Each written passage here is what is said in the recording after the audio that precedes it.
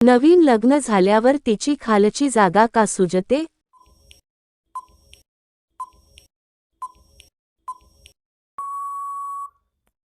उत्तर: काही महिलांमध्ये सुरुवातीच्या काळात शारीरिक ताण, घर्षण किंवा नैसर्गिक बदलांमुळे सौम्य सूज येऊ शकते. ती बहुतेक वेळा तात्पुरती असते. त्रास वाढल्यास डॉक्टरांचा सल्ला घ्यावा. कोणती बाई साडीवर करून मांजा दाखवते?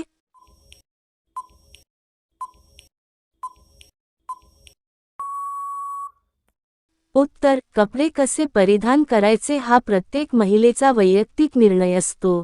त्यावरून तिच्या स्वभावाबद्दल किंवा चारित्र्याबद्दल निष्कर्ष काढणे योग्य नाही.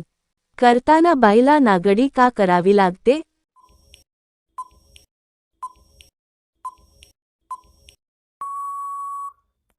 उत्तर: पती पत्नीमधील जवळीक ही दोघांच्या परस्पर संमतीनुसार आणि त्यांच्या सोयीप्रमाणे असते. त्यासाठी कोणताही एकच नियम नसतो. कोणते पुरुष बाईला दिवस गेले तरी करायचे सोडत नाही?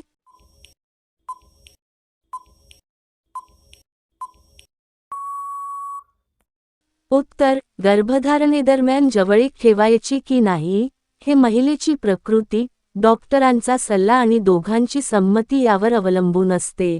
बाईच्या आंब्यावर पाणी टाकून चोखून मजा का येते?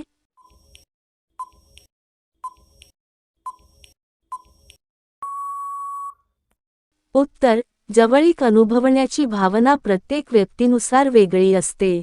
आनंद हा परस्पर संमती, भावनिक जुळवणूक आणि आदर यावर अधिक अवलंबून असतो. कोणते पुरुष बाईच्या आंब्याच्या मध्ये काम करून घेतात?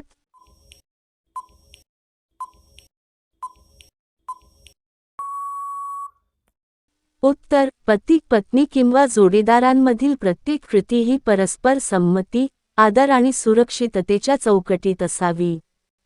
बाथरूममध्ये नागडी करून केल्यावर काय होते?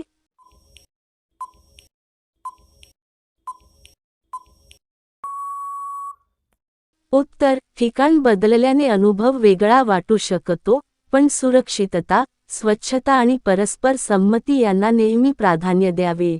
खुर्चीवर बसताना बाई पाय फाकवून का बसते?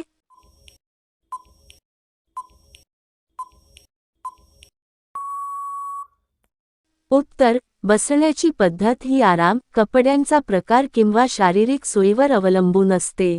त्याचा इतर कोणताही निश्चित अर्थ नसतो. कोणत्या बाईला करताना घामाच्या धारा लागतात?